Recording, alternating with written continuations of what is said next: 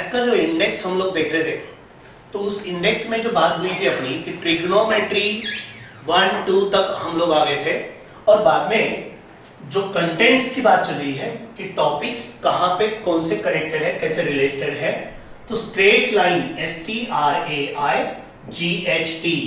ये जो straight line है बचपन में मतलब 10th स्टैंडर्ड तक आप लोगों ने स्ट्रेट लाइंस ड्रॉ करके, by drawing straight lines on coordinate system we can find point of intersection. So that is nothing but solving equations simultaneously by graphical method. So these equations, ये 10th standard तक आपको इन lines का equations दिए गए थे. देखिए, तो वो इक्वेशंस जो है, that equations are called equations of straight lines, and that here we will find equations of that straight lines. यहाँ पे हम लोग वो इक्वेशंस निकालने का काम करेंगे. यहाँ पे स्लोप निकलेगा, जो सिलेबस में कंटेंट है उसमें एंगल बिटवीन स्ट्रेट लाइंस है, so that is from straight line. उसके बाद टॉपिक आता है सर्कल. ओके, ये सर्कल भी आपके पहचान का है, लेकिन सर्कल आप लोगों ने जो सुना हुआ है, सर्कल जो आप लोगों ने सीखा हुआ है, उसमें आप लोगों ने radius, diameter, second, chord, okay, ये चीजें सीखी है. अब इसमें 11th स्टैंडर्ड में जो सर्कल टॉपिक आएगा, वो टॉपिक में हम लोग इक्वेशन ऑफ सर्कल, यहां पे 11th का जो सिलेबस है ना, उसमें इक्वेशन निकालने की बात ज्यादातर है. ओके, जो आप तक पहले 10th तक आप लोग पूरा रेडीमेड आपको इक्वेशंस दिए जाते थे, यहाँ पे वो इक्वेशन निकलते कैसे है, वो इक्वेशन निकालने का काम इस 11th के सिलेबस में होगा. इक्वेशन ऑफ सर्कल उसमें आएगा. ओके, सर्कल के बाद ये कोनिक सेक्शन आपके लिए नया पार्ट है. कोनिक्स अगला टॉपिक है कोनिक्स सेक्शन, CSECTION. ये जो सर्कल है ना, सर्कल में क्या हुआ, सर्कल में क्या देखने मिले हम लोग 11th में, equation of circle and equation of tangent to circle. Okay, उसके बाद कौन सा टॉपिक है, conic section, sections of cone. तो ये जो कोनिक सेक्शन है, कोन, जब when cone is cut then sections of cone are formed. यहाँ पे जब हम लोग कोन को कट करते हैं, जैसे if you cut cone parallel to axis, then whatever curves are formed, that curves is under parabola. Or if you cut cone by inclined angle, when this cutter is inclined to axis, then parabola, we get parabola. Okay, if you cut cone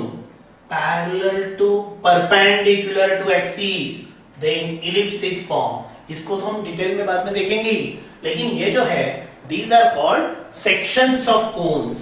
Sections, okay. तो basically sections of cone contain point. Okay, point. What is point? Point is a circle with radius 0, with 0 radius. ठीक है, that is point. Then straight line. ठीक है, जो coordinate geometry आप लोगों ने सुना है ना, एक्चुअली इसी का ये पार्ट है आगे. ठीक है, जो पार्ट अपने लिए नया है, straight line, circle, these all are actually sections of cone. और फिर जो पूरा नया है आपके लिए, वो आपके टॉपिक में आएगा, कोनिक सेक्शन अंडर आएगा, विच आर पैराबोला. ठीक है, पैराबोला, इलिप्स एंड हाइपरबोला. हम लोग इलिप्टिकल शेप बोलते तो रहते हैं, वो जो इलिप्टिकल शेप हम लोग बोलते हैं, वो इलिप्टिकल शेप जो है, that is known as ellipse.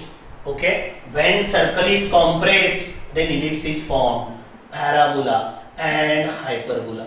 Okay, so these are sections of cones. ये आपको कोनिक सेक्शन में आएगा. उसके बाद जो टॉपिक है, वो टॉपिक है डिटर्मिनेंट्स एंड मैट्रिसेस. अब डिटर्मिनेंट्स आपको 10th स्टैंडर्ड में भी था, करेक्ट है. Determinants, what is determinant? It is arrangement of elements in rows and columns, that is called determinant. Okay, ये जो है फ्रेम, इस फ्रेम में एलिमेंट्स बिठाने की जो बात होती है, that is mean by arrangement of elements in rows, this is row and column. So these are three, there are 3 rows and 3 columns. Here are 2 rows and 2 columns. So this is known as determinant of order 2. This is determinant of order 3. Okay. So arrangement of elements in rows and columns, that is called determinant. And same matrix is also matrix. Matrix is singular, matrices plural. Okay. So determinants and matrices जो आपका topic है, उस determinants and matrices में matrix जो है, that is also arrangement of elements. Only in this, what we can do, that matrix can has only one row and columns. Determinant में वैसा नहीं होता है. If there are 2 rows, there must be 2 columns. Means that must be in square form. Okay, so if elements are arranged in equal number of rows and columns, that is under determinant. And if they are unequal, then there is matrix. In this matrix, there can also be rows and columns equal. If it is so, then that matrix is called square matrix. Okay, determinant denote करने की और matrix denote करने की थोड़ा सा जो change है, वो चेंज भी आपको शायद समझ में आ गया कि यहाँ पे हो क्या रहा है. इसमें ये ऐसा जो बॉक्स है, इस बॉक्स में अगर एलिमेंट्स लिखते हैं तो वो एलिमेंट्स होते हैं elements in matrix. So this is arrangement of elements in matrix. Arrangement of elements in matrix. तो यहाँ पे हुआ क्या कि there is 1 row and 3 columns. There can be more than 3 columns. कितने भी columns हो सकते हैं, but there is only 1 row, so that is called row matrix. This is called column matrix, जिसमें एक column होगा, rows बहुत सारे होंगे. Okay, so that is arrangement of elements in rows and columns. That is what, that is matrix. अब रहा सवाल आपका कि ये टॉपिक सीखना क्यों है. What is application of this determinant or matrix? तो ये जो application है इसका, actually whatever descriptions you have, that descriptions can be written in terms of matrix, and by multiplication of matrix we can get product. जैसे we can get final income. जैसे income का एक example दे रहा हूं मैं कि there are 2 markets, market 1 and market 2. In these 2 markets 3 products are sold. Product A, product B and product C are sold. In market 1, product A is sold 5,000, here 7,000, 10,000, etc. ये number of products है. And if there is one more, say this matrix as X, कुछ भी नाम दे सकते हो. Matrix X, matrix Y. What is matrix Y? That is cost. If rupees 50 rupees is the selling price of product A in market 1. ठीक है. So what is total income of product A in market 1? So that can be found out by 5,000 into 50. तो बस वो arrangement जो हम लोग actually हम without matrix also we can find total income, but representation of that whatever information is given that can be written in terms of matrix. Okay, तो ये है matrices topic और ये आपको डिटेल में सिखाया जाएगा determinants and matrices इस टॉपिक में. ओके, उसके बाद आता है मेजर्स ऑफ डिस्पर्शन, जो ज्यादातर लिंक नहीं है कहीं पे भी. और उसके बाद होता है प्रोबेबिलिटी. जो प्रोबेबिलिटी टॉपिक है वो प्रोबेबिलिटी आप लोगों ने 10th स्टैंडर्ड में भी सुना हुआ है. ओके, अब प्रोबेबिलिटी में जो ज्यादातर गलत आंसर दिया करते हैं बच्चे, वो एक क्वेश्चन है कि how many colours are there in a pack of playing cards. Playing cards में कितने कलर्स होते हैं. तो तुरंत हमसे आंसर क्या दिया जाता, 4. But colours are actually only 2, black and red. Okay, तो ये ऐसे क्वेश्चंस वहां पे होते रहते हैं. ठीक है, बाकी प्रोबेबिलिटी जो आप लोगों ने 10th में सुनी है वही प्रोबेबिलिटी है और थोड़ा सा ज्यादा उसमें डिटेल दिया जाएगा. तो ये टॉपिक्स है मैथ्स 1 पार्ट में से. उसके बाद आता है मैथ्स 2, 11th स्टैंडर्ड का मैथ्स 2. ठीक है, ये जो 11th स्टैंडर्ड का मैथ्स 2 है ना, इसमें पहला मेरा टॉपिक है कॉम्प्लेक्स नंबर्स. Complex numbers. अब जो टेक्स्ट बुक की बात है कि हम लोगों ने एक्चुअली क्या लेना चाहिए, तो आप लोग टेक्स्ट बुक ले लीजिए पहले. ठीक है, मतलब एमसीक्यू बुक तो बाद में लेंगे। एमसीक्यू एक्चुअली थियोरेटिकली जब टॉपिक्स चलेंगे उसके बाद आपको एमसीक्यू बुक बताए जाएंगे, क्योंकि एमसीक्यू बुक में होता क्या है कि जो एमसीक्यूज दिए जाते हैं ना वो कॉम्बिनेशन में रहते हैं कि दो दो तीन तीन टॉपिक्स के कॉम्बिनेशन पे एमसीक्यू बनता है। तो जब दो दो तीन तीन टॉपिक्स वो हो गए तब वहां पे आप एमसीक्यूज यूज कर पाएंगे। इसलिए मेरी सलाह है आपको कि आप लोग फिलहाल एमसीक्यूज के कोई भी बुक मत खरीदिए, फिलहाल बस टेक्स्ट बुक लीजिए। उस टेक्स्ट बुक में स्टेट बोर्ड का टेक्स्ट बुक आपको लेने का है और आपको एनसीईआरटी का भी बुक लेने का है। एक्चुअली हम लोग ज्यादातर तो स्टेट बोर्ड के हिसाब से जाने वाले हैं, लेकिन एक्स्ट्रा जो आपको वर्क करना है, अगर आप चाहते हैं कि मुझको ज्यादा प्रॉब्लम्स और भी सॉल्व करने के हैं तो आप लोग एनसीईआरटी की बुक में से ले सकते हैं, ताकि आपके सीबीएसई और स्टेट बोर्ड का पूरी पढ़ाई हो जाती है। क्योंकि प्रॉब्लम क्या है, ठीक है हमको स्टेट बोर्ड की एग्जाम देने की है, जब बोर्ड एग्जाम आएगी वो स्टेट बोर्ड की होगी, लेकिन जब आप जेई भी देना चाह रहे हैं, आप सीईटी भी देना चाह रहे हैं, सीईटी के लिए स्टेट बोर्ड के बुक्स लगते हैं, जेई के लिए एनसीईआरटी के बुक्स लगते हैं। सिलेबस तो जैसे कल बताया मैंने आपको, सिलेबस तो सब तरफ सेम है, मैक्सिमम सिलेबस दोनों तरफ इक्वल है। इसलिए आप लोग दोनों बुक्स लेंगे तो आपको कैसे गारंटी हो जाएगी कि चलो अपना दोनों भी सॉल्व हो चुका है। इसलिए एनसीईआरटी के भी बुक लीजिए और स्टेट बोर्ड के भी टेक्स्ट बुक्स लीजिए। अगर इसके अलावा रेफरेंस एज ए रेफरेंस अगर आपको एक्स्ट्रा काम करना है और अगर आपको एक्स्ट्रा प्रैक्टिस चाहिए तो आप लोग टारगेट पब्लिकेशन की बुक्स ले सकते हैं, आप लोग नवनीत के बुक्स ले सकते हैं। लेकिन फिलहाल टेक्स्ट बुक या रेफरेंस बुक्स लेने हैं, not MCQ books. MCQs books के बारे में आपको बाद में बताया जाएगा। ओके, फिर आपका सवाल रहेगा कि हम लोग अगर यहाँ पे exam MCQ through MCQ pattern में हुई तो उसके लिए क्या, तो उसके लिए एक्चुअली अपनी टीचिंग मेथड जो है ना, वो टीचिंग मेथड कैसे रहने वाली है कि मैं आपको पहले टॉपिक को थियोरेटिकली पढ़ाऊंगा।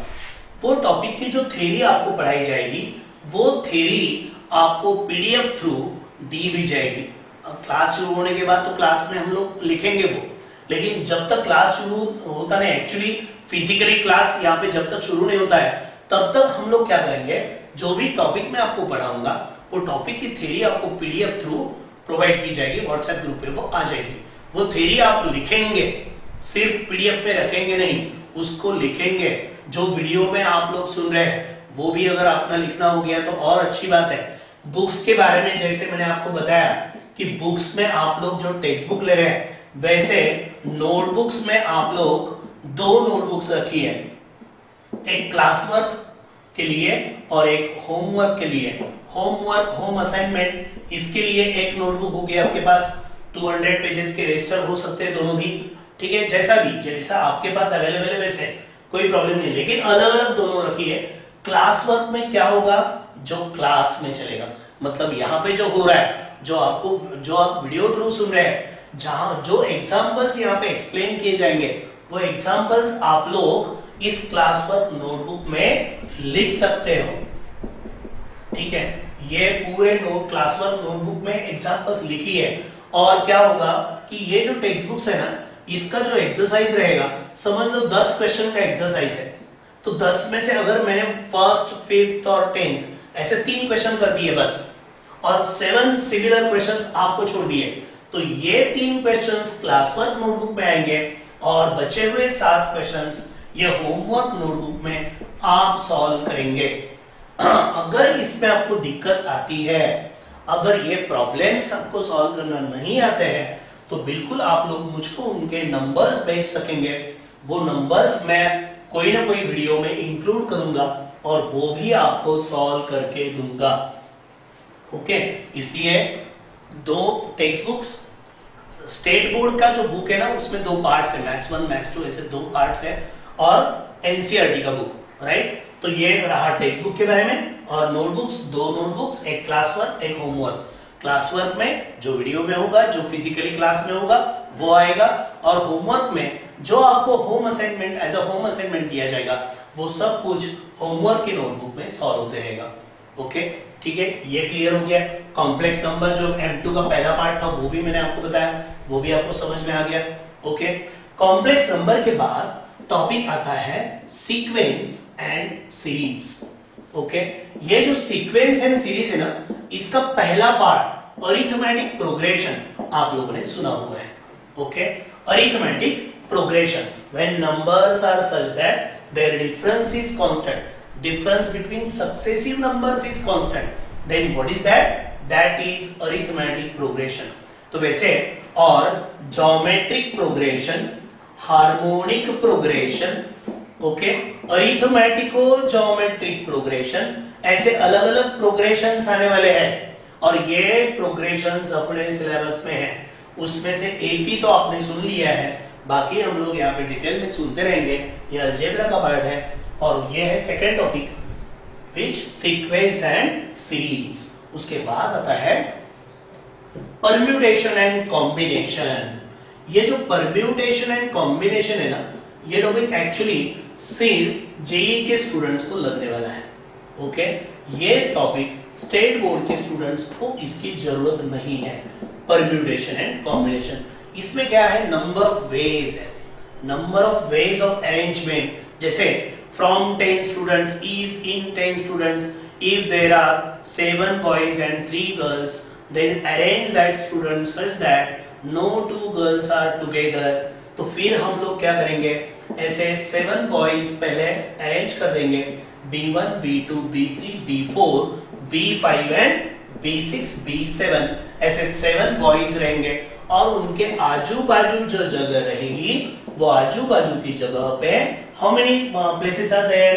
1 2 3 4 5 6 7 8। Out of these 8 places, anywhere these 3 girls can be arranged so that they will not be together। कहीं पे भी दो गर्ल्स अगर बिठा दिए, ये 2 बॉयज साथ में भी आ गए, आपको क्वेश्चन क्या है, no girls must be together. So that is how we can arrange students।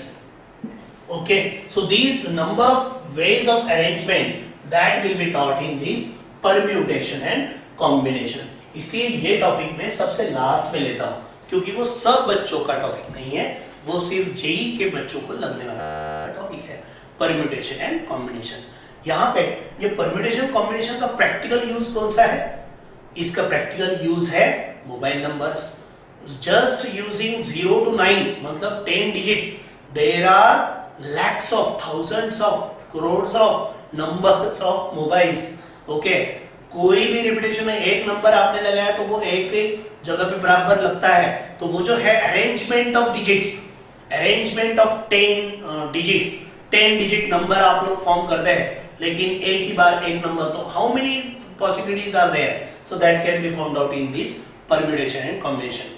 What is second example of this? Second example for this is number plates MH20, that is fixed for Aurangabad district, and then letters from A to Z and 4 digits from 0 to 9, that is number of ways। तो that is in permutation and combination। उसके बाद आता है induction and binomial theorem. Okay, ये जो induction and binomial theorem है ना, ये टॉपिक है जहां पे a plus b raise to n हमको मिलेगा, because we can find a plus b square, we can write a plus b cube. ठीक है, a प्लस बी स्क्वायर हमको आता है, a प्लस बी क्यूब हमको आ जाता है, a plus b raise to 4 भी आ जाएगा, चलो ठीक है, a plus b raise to 4 भी आएगा by solving a plus b square and then square. लेकिन ये काम ऐसे a plus b raise to 5, a plus b raise to 6 ऐसे अगर करते बैठेंगे ना तो इससे देर लगेगी उसको। तो ये बायनोमियल थ्योरम हमको एक कोई फॉर्मूला देगा where you can expand a plus b raised to even 100, a plus b raised to 72, जो आपको चाहिए वो एक्सपांशन इसमें हो सकता है, काय में, a plus b raised to n में। तो वो इस इंडक्शन एंड बायनोमियल थ्योरम में हम लोग वो सीखने वाले हैं। उसके बाद वहां पे टॉपिक आता है सेट रिलेशन फंक्शन। फिर से ये जो टॉपिक है ना, सेट एंड रिलेशन पहले आएगा। इसमें से सेट आप लोगों ने 9th स्टैंडर्ड में सुना हुआ है। ओके, ये रिलेशन अपने लिए नया पार्ट है। मतलब मैथ्स 1 में से बहुत सारा पार्ट आपका पहचान का पार्ट था, लेकिन मैथ्स 2 में कॉम्प्लेक्स नंबर अपने लिए नया है, पहला वाला टॉपिक है कॉम्प्लेक्स नंबर। वो जो टॉपिक है ना complex number, what is square root of 4 2 plus और minus 2, but what is square root of -4। बेचारे बच्चे क्या करते हैं मालूम है, अगर मैंने बताया कि what is square root of 4 2, then what is square root of -4 then -2, तो ये गलत है, ऐसा नहीं होता।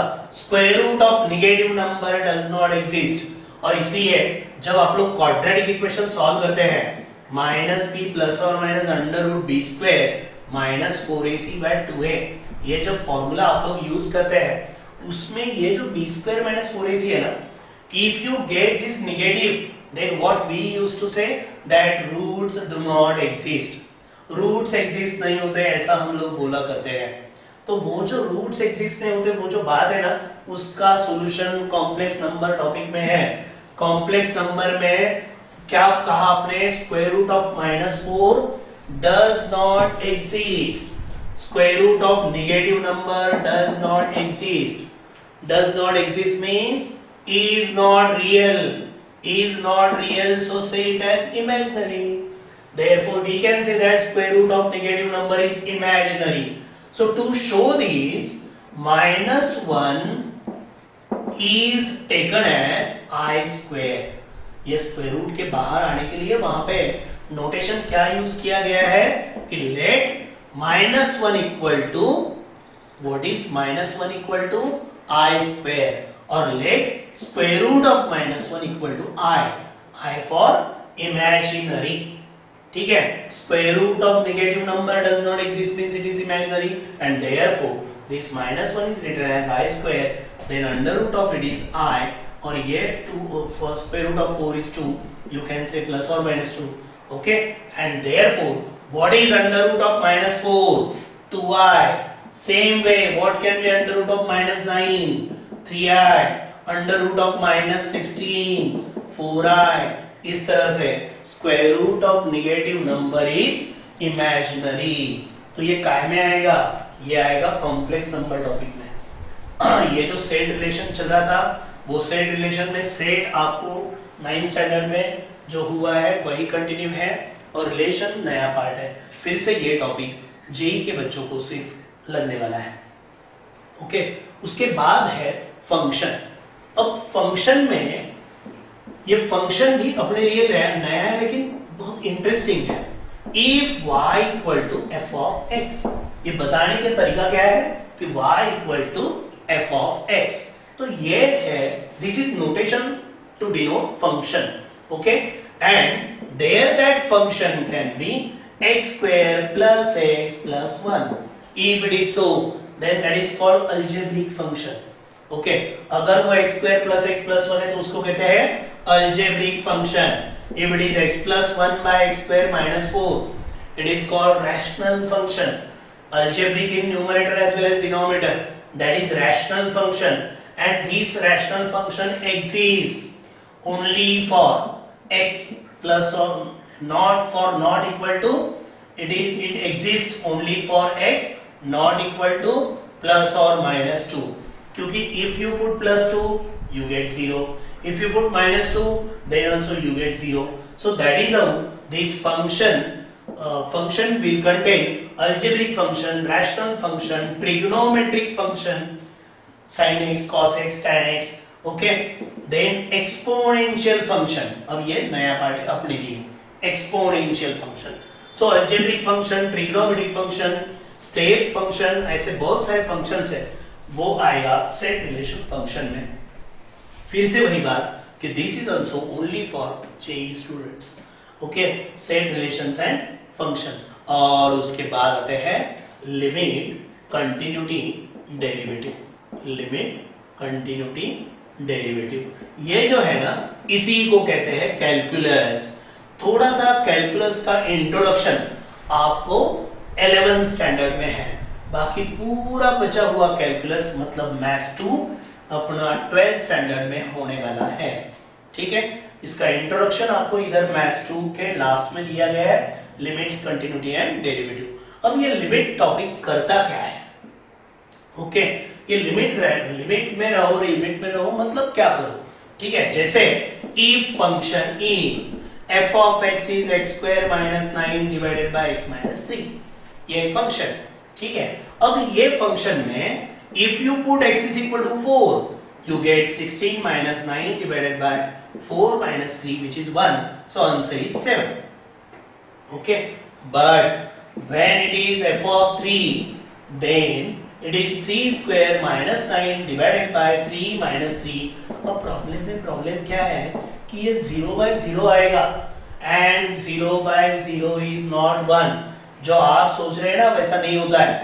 आप ऐसे सोच रहे थे कि ये जो x square minus 9 by x minus 3 है उसको क्या करो, उसको x minus 3 x plus 3 कर लो, divided by x minus 3 करो, तो ये x minus 3 काट दो और बाद में x is equal to 3 put कर दो।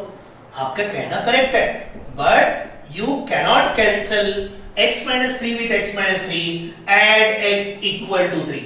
In general you can cancel it. अगर x की कोई वैल्यू नहीं दी गई है तो कोई प्रॉब्लम नहीं है काटने में, लेकिन even though at x is equal to 4 even you can cancel because at x is equal to 4 it becomes 4 minus 3 1 and 4 minus 3 1, मतलब क्या हो जाएगा 1 1 can get cancelled। 5 अगर आ गया 5 minus 3 by 5 minus 3 f of 5 अगर पूछा गया तो 5 minus 3 by 5 minus 3 कितना हो गया 2 by 2 can get cancelled, but 0 by 0 cannot get cancelled. If you are cancelling with 0 with 0, if you are cancelling 0 with 0, then it means that what you are saying that 0 by 0 is 1. ऐसा कह रहे हैं ना आप लोग फिर, क्योंकि what is 5 by 5 1, 7 by 7 1, 2 by 2 1, 0 by 0 is not 1. 0 by 0 अगर 1 हो गया तो 0 की वैल्यू 1 हो जाएगी, तो वो प्रॉब्लम देगा। इसलिए we cannot cancel 0 by 0 and that 0 by 0 is known as indeterminate form. उसको indeterminate form कहते हैं और इस indeterminate form में we cannot cancel it. So for such forms we have to take limit. तो ऐसे टाइम लिमिट लेना पड़ता है। जैसे क्वेश्चन क्या था x square minus 9 by x minus 3 और फिर क्या हुआ था at x is equal to 3 it is 0 by 0. So as it is 0 by 0 only for x equal to 3, solve limit only for x equal to 3. ठीक है, जहां पे meaningless आएगा वहीं पे लिमिट लेना पड़ेगा। So limit x tends to 3, x square minus 9 by x minus 3. अब when we say that limit x tends to 3, okay, it means that value of x is not equal to 3. Value of x tends to 3, मतलब वो 3 equal to 3 नहीं है, वो 3 के पास में value है। 3 के पास हो सकता है 2.999। अगर नंबर लाइन पे वो जो 3 की तरफ आ रहा है, if it comes from right side, then it can be 3.001. So if there is 3.001, okay, square minus 9 divided by 3.001 minus 3. Here, whatever you get 0.001 divided by 0.001 can get cancelled and you can get answer. Okay, यहाँ पे जैसे ये आगे factorise होगा, ये जो किया ना पहले a plus b a minus b, उसमें से a minus b पार्ट कटेगा और बचा हुआ पार्ट का आंसर आ जाएगा। यहाँ पे क्या होने वाला है, ये 3.001 plus 3.001 minus 3 upon 3.001 minus 3, ये इधर कैंसिल हुआ और ये बच गया, so that is answer 6.001, but it is taken as 6 which is known as neighborhood value. तो ये बाकी डिटेल में तो बाद में होगा ही टॉपिक में, लेकिन कहने का मतलब क्या है कि 0 by 0, infinity by infinity, infinity minus infinity, these are known as indeterminate form, and for indeterminate form limits must be taken. Limit लेना पड़ता है। ओके, उसके बाद जो कंटिन्यूटी टॉपिक है वो लिमिट का ही पार्ट है, और उसके बाद जो डेरिवेटिव्स है that is solving limit is nothing but differentiation. तो ऐसे ये मैथ्स 1 और मैथ्स 2 के टॉपिक्स थे। तो मेरे ख्याल से हम लोग क्या करते हैं, अभी अगले लेक्चर से एक्चुअल टॉपिक शुरू कर देते हैं, और उसमें पहला टॉपिक हम लोग ले लेंगे एंगल एंड इट्स मेजरमेंट। तो कल से हम लोग शुरू कर देंगे angle and its measurement. Thank you.